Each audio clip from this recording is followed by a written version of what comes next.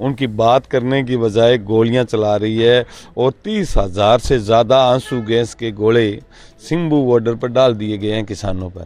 लखीमपुर खीरी के अंदर जिस तरह से मंत्री पुत्र ने किसानों को कुचला गया और सब ने देखा, वो वीडियो भी देखा, आज तक न्याय नहीं मिला है। जो इनके आका थे एडोल्फ हिटलर जर्मनी के, उन्होंने एक बात कही थी कि जनता के बीच में जितना कॉन्फिडेंस का झूठ बोला जाएगा और बार बार बोला जाएगा तो लोगों के दिमाग पे प्रेशर रहता है कि कुछ करेंगे। इनके पास सिवाय ईवीएम के तो कह रहे थे कि मोदी के नाम पे कुत्ता जीत जाता है। वहां मोदी जी टिकट बांट रहे हैं, जो टिकट जिसको मिली है वो हाथ जोड़ के कह रहा है कि ना जी तुम जानो, तुम्हारा जाने काम।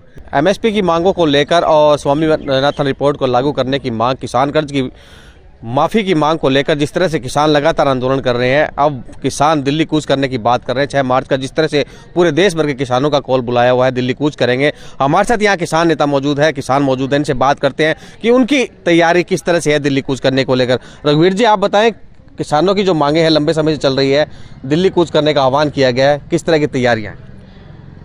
किसान तो हमेशा ही तैयार रहता है। सवाल ये है कि सरकार जिस तरह का रवैया अपना रखा है और जिस तरह से 3-4 किसान शहीद हो गए हैं, एक किसान के सिर में गोली लगी और पूरे देश ने देखा इस बात को कि सरकारें किसानों के मुद्दों पर कितनी संवेदनशील है। उनकी बात करने की बजाय गोलियां चला रही है और 30,000 से ज़्यादा आंसू गैस के गोले सिंबू बॉर्डर पर डाल दिए गए हैं किसानों पर। तो किसान आहत है, किसान अपनी तैयारी कर रहा है, किसान जाएगा और वो 6 को भी जाएगा, वो 14 को भी जाएगा। और दिल्ली इसलिए जा रहा है कि देश की राजधानी है, न कि वो कोई घूमने जा रहा है, सैर सपाटे के लिए जा रहा है। सीधे से 3-4 मुद्दे हैं। एमएसपी का सवाल है, जो न्यूनतम समर्थन मूल्य फसल का है, वो मांग कर रहा है कि उसकी गारंटी दी जाए। गुलाम नबी जी, अभी 2-3 दिन हो गए, सरसों की फसल कट गई और अभी तक उसका पंजीयन, उसका रजिस्ट्रेशन एमएसपी पर होना शुरू नहीं हुआ है। अब बताओ किसान क्या करे? सरकार कह रही है हम एमएसपी पे खरीद रहे हैं। सरसों को कटते हुए 2-3 दिन हो गए और 5-6 दिनों के अंदर मंडी में सरसों आ जाएगी, लेकिन अभी केंद्र सरकार की कोई एजेंसी खरीदने के लिए अभी आगे नहीं आई है, कोई गाइडलाइन नहीं आई है। तो एमएसपी की यही तो हम गारंटी मांग रहे हैं और सरकार संसद में झूठ बोल रही है। मतलब अब तक ये माना जाता था कि संसद में कोई बात कह दी गई है वो बिल्कुल सत्य है। और आज हम ये देखते हैं कि हमारे देश का प्रधानमंत्री, हमारे देश का कृषि मंत्री संसद को गुमराह कर रहा है, संसद के अंदर झूठ बोल रहा है कि हम एमएसपी पर खरीद कर रहे हैं। अगर एमएसपी पर खरीद कर रहे हैं तो मैं कह रहा हूँ ये राजस्थान का हनुमानगढ़ जिला का जिला मुख्यालय है और यहाँ बम्पर फसल हुई है इस बार सरसों की। लेकिन मैं फिर कह रहा हूँ, पिछली बार किसानों ने आंदोलन करके मात्र 20% सरकारी खरीद हो पाई और इस बार तो रजिस्ट्रेशन नहीं है। अभी कह रहे हैं गेहूं का करवाओ, गेहूं तो आएगी 20 दिन बाद, जो पहले फसल आ रही है उसके कोई जिक्र नहीं है। तो एक एमएसपी का सवाल है। लखीमपुर खीरी के अंदर जिस तरह से मंत्री पुत्र ने किसानों को कुचला गया और सब ने देखा, वो वीडियो भी देखा, आज तक न्याय नहीं मिला है। किसान आंदोलन जो 11 महीने 13 महीने चला, जिसमें जो मुकदमे हुए, उस मुकदमे में हनुमानगढ़ में हम पे भी हुए रेल रोकने के, और केंद्र सरकार के मुखिया प्रधानमंत्री घोषणा करता है, टीवी पर सार्वजनिक रूप से घोषणा करता है कि हम ये मुकदमे वापस लेंगे, हमसे गलती हो गई, हम समझा नहीं पाए, मैं माफ़ी मांगता हूँ।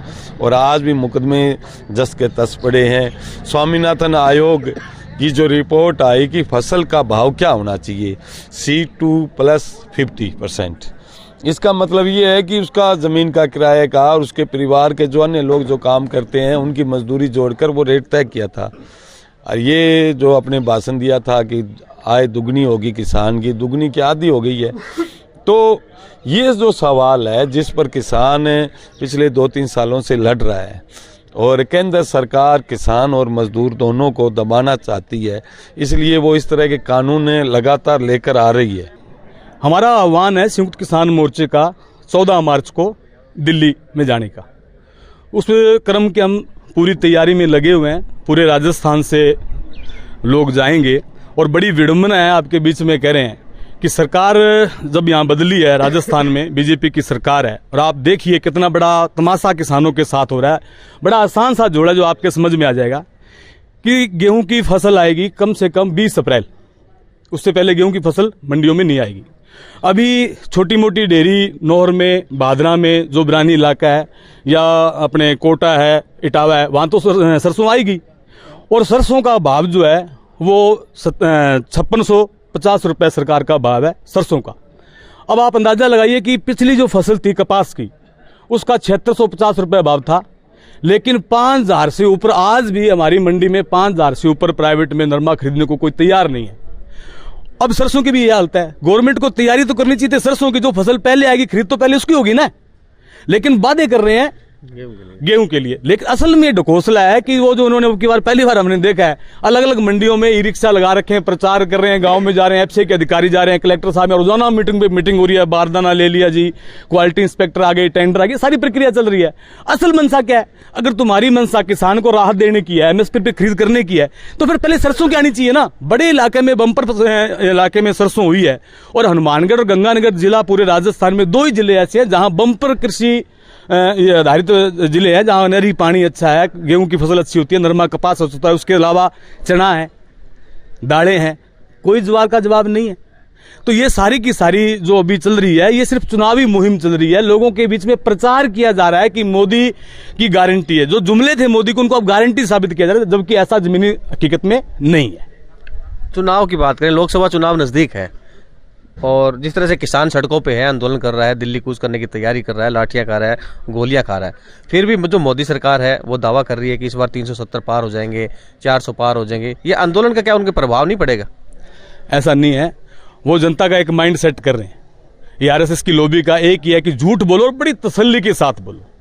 ये जो इनके आका थे एडोल्फ हिटलर जर्मनी के, उन्होंने एक बात कही थी कि जनता के बीच में जितना कॉन्फिडेंस का झूठ बोला जाएगा और बार बार बोला जाएगा तो लोगों के दिमाग पे प्रेशर रहता है कि कुछ करेंगे। इनके पास सिवाय ईवीएम के कोई ऐसी बात नहीं है। बाकायदा किसानों में इसका असर है, और इसका असर आपको आने वाले लोकसभा चुनाव में दिखेगा। कहीं मोदी लहर नहीं है, कहीं 370 470 पार जाने वाली बात नहीं है। मीडिया एक बात नहीं दिखा रही है, बाकी लोगों का दिखा रही है, कांग्रेस का, इंडिया गठबंधन का, लेकिन यह नहीं दिखा रही कि बीजेपी को छोड़कर भी लोग रफू चक्कर हो गए। उनकी टिकटों पर लोग लड़ने को तैयार नहीं है। जहां लोग कह रहे थे कि मोदी के नाम पे कुत्ता जीत जाता है, वहां मोदी जी टिकट बांट रहे हैं। जो टिकट जिसको मिली है वो हाथ जोड़ के कह रहा है कि ना जी तुम जानो, तुम्हारा जाने काम।